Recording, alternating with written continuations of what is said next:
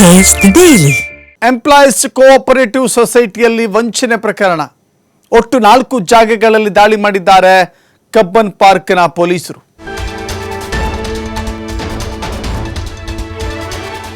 EPFO employees cooperative ಸೊಸೈಟಿಯ CEO Gopi ಮತ್ತು ಜಗದೀಶ್ ಅವರಿಗೆ ಸಂಬಂಧಿಸಿದ ಜಾಗಗಳ ಮೇಲೆ ದಾಳಿಯನ್ನು ನಡೆಸಲಾಗಿದೆ. ದಾಳಿ ವೇಳೆ ಐಷಾರಾಮಿ ಕಾರುಗಳು, ಚಿನ್ನಾಭರಣ ಪತ್ತೆಯಾಗಿದೆ. ಪೊಲೀಸರ ವಶಕ್ಕೆ ಒಟ್ಟು 7 ಲಕ್ಸುರಿ ಕಾರುಗಳನ್ನು ನೀಡಲಾಗಿದೆ. ಜೊತೆಗೆ 12 ಬೈಕ್, ಕೋಟ್ಯಂತರ ರೂಪಾಯಿ ಮೌಲ್ಯದ ಚಿನ್ನಾಭರಣವನ್ನು ವಶಕ್ಕೆ ತೆಗೆದುಕೊಳ್ಳಲಾಗಿದೆ. ಆಸ್ತಿ ಮತ್ತು ಫಾರ್ಮ್ ಹೌಸ್ಗಳನ್ನು ಕೂಡ ಅವರು ಹೊಂದಿದ್ರು ಅನ್ನೋದು ಬೆಳಕಿಗೆ ಬಂದಿದೆ. ಈ ಸಂದರ್ಭದಲ್ಲಿ ಲಕ್ಸುರಿಯಸ್ ಕಾರ್ಗಳು ಮತ್ತು ಆಸ್ತಿಯ ದಾಖಲೆಗಳನ್ನು ಪೊಲೀಸರು ವಶಕ್ಕೆ ತೆಗೆದುಕೊಂಡು ವಿಚಾರಣೆಯನ್ನು ನಡೆಸ್ತಾ ಇದ್ದಾರೆ.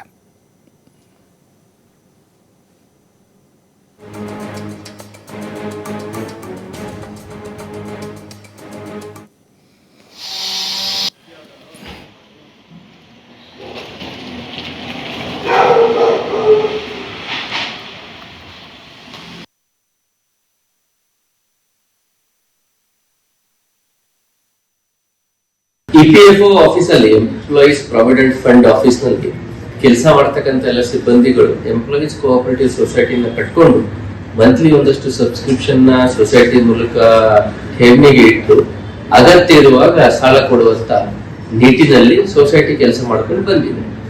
ಆ ಸೊಸೈಟಿನಲ್ಲಿ ಸಿಬ್ಬಂದಿಗಳೇ ಅವರಲ್ಲಿ ಇರುವಂತ ಯಾರೊಬ್ಬರಿಗೆ ಡೈರೆಕ್ಟರ್, ಒಬ್ಬರಿಗೆ ಪ್ರೆಸಿಡೆಂಟ್, ಒಬ್ಬರಿಗೆ ಚೇರ್ಪರ್ಸನ್, ಒಬ್ಬರಿಗೆ ಸೆಕ್ರೆಟರಿ, ಒಬ್ಬರಿಗೆ ಸಿಇಒ ಆ ರೀತಿ ಆಯ್ಕೆ ಮಾಡಿಕೊಂಡು ಸೊಸೈಟಿ ಕಟ್ಕೊಂಡು ಬಂದಿದ್ದಾರೆ. ಇತ್ತೀಚೆಗೆ ಕೆಲವು ದಿನಗಳಿಂದ ಅವರಿಗೆ ಬಡ್ಡಿ ಸಿಗ್ತಿರ್ಲಿಲ್ಲ, ಮತ್ತೆ ಹಣ ಕೆಲವು ವಿಡ್ರಾ ಮಾಡ್ಲಿಕ್ಕೆ ಕೇಳಿದಾಗ ಇನ್ ಟೈಮ್ ರಿಪ್ಲೈ ಸಿಗ್ಲಿಲ್ಲ, ಮತ್ತೆ ಅವ್ರ ಅಕೌಂಟ್ ಬುಕ್ಸ್ ನ ನೋಡಿದಾಗ ಯಾಕೋ ಅವ್ರಿಗೆ ಡೌಟ್ ಬಂತು.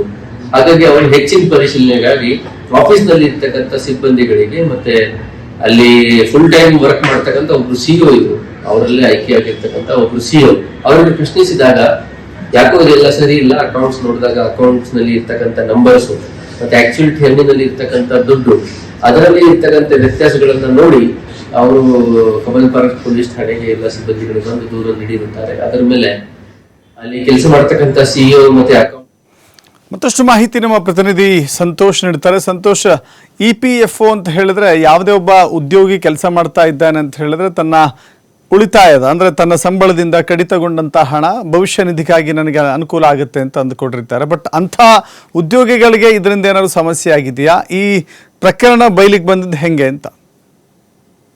ದಶರಥೇನೆ ಇಪಿಎಫ್ಒ ಅಂತ ಹೇಳಿ ಏನೋ ಒಂದು ಕೋಆಪರೇಟಿವ್ ಸೊಸೈಟಿಯನ್ನು ಮಾಡ್ಕೊಂಡಿರ್ತಾರೆ. ಈ ಸೊಸೈಟಿಯಲ್ಲಿ ಅಲ್ಲಿನ ಒಂದು ಈಗ ಹಾಲಿ ಕೆಲಸ ಮಾಡುವಂಥವ್ರು ಇರ್ಬೋದು, ಅದ್ರ ಜೊತೆಗೆ ನಿವೃತ್ತವಾದಂಥ ಇಪಿಎಫ್ಒದಲ್ಲಿ ಕೆಲಸ ಮಾಡುವಂಥ ಸಿಬ್ಬಂದಿಗಳೇನಿರ್ತಾರೆ ಅವರೆಲ್ಲರೂ ಸೇರಿ ತಮಗೆ ಎಲ್ಲ ಅವರ ಸಿಬ್ಬಂದಿಗಳಿರ್ಬೋದು, ಸಹೋದ್ಯೋಗಿಗಳಿಗೆ ಹೆಲ್ಪ್ ಆಗಲಿ ಅಂತೇಳಿ ಒಂದು ಸೊಸೈಟಿಯನ್ನು ಮಾಡ್ಕೊಂಡಿರುವಂಥದ್ದು. ಅದರಲ್ಲಿ ಸುಮಾರು 70 ಕೋಟಿಯಷ್ಟು ಹಣವನ್ನು ಹೂಡಿಕೆಯನ್ನು ಮಾಡ್ಕೊಂಡು ಕಳೆದ 60 ವರ್ಷಗಳಿಂದನೂ ಕೂಡ ಈ ಸೊಸೈಟಿಯನ್ನು ನಡೆಸ್ಕೊಂಡು ಬರಲಾಗ್ತಾ ಇತ್ತು. ಆದರೆ ಇದೀಗ ಅದರಲ್ಲಿ ಇದ್ದಂಥ ಸುಮಾರು 70 ಕೋಟಿ ಅಂದರೆ 300 ಜನಕ್ಕೆ ಸೇರಿದಂಥ ಹಣಕಾಸು ಏನಿತ್ತು, ಈ ಹಣಕಾಸನ್ನು ಅವರೆಲ್ಲರೂ ಕೂಡ ಏನು ವಂಚನೆಯನ್ನು ಮಾಡಿರುವಂಥದ್ದು, ದುರುಪಯೋಗವನ್ನು ಪಡಿಸ್ಕೊಂಡಿರುವಂಥದ್ದು. ಈ ಸಂಬಂಧ ಹಲ್ಸೇರು ಗೇಟ್ ಪೊಲೀಸ್ ಠಾಣಾ ವ್ಯಾಪ್ತಿಯಲ್ಲಿ ಎಫ್ಐಆರ್ ದಾಖಲಾಗುತ್ತೆ. ಎಫ್ಐಆರ್ ದಾಖಲಾದ ಬೆನ್ನಲ್ಲೇ ಏಕಕಾಲಕ್ಕೆ 7-8 ಕಡೆ ದಾಳಿ ನಡೆಸಿರುವಂಥ ಪೊಲೀಸರು A1 Gopinath, A2 Jagadish, A7 Lakshmi, A9 Lingegowda, A10 Ramanuja ಮನೆಗಳ ಮೇಲೆ ದಾಳಿಯನ್ನು ನಡೆಸಿರುವಂಥದ್ದು. ಇವತ್ತು ದಾಳಿಯನ್ನು ನಡೆಸಿರುವಂಥ ಹಲ್ಸೂರು ಗೇಟ್ ಪೊಲೀಸರು RR ನಗರ, JP ನಗರ, ಅಂಜನಾಪುರ, PS ಆಫೀಸ್ ಮತ್ತು ಸೊಸೈಟಿ ಇರುವಂಥ ರಿಚ್ಮಂಡ್ ಸರ್ಕಲ್ ಏನಿದೆ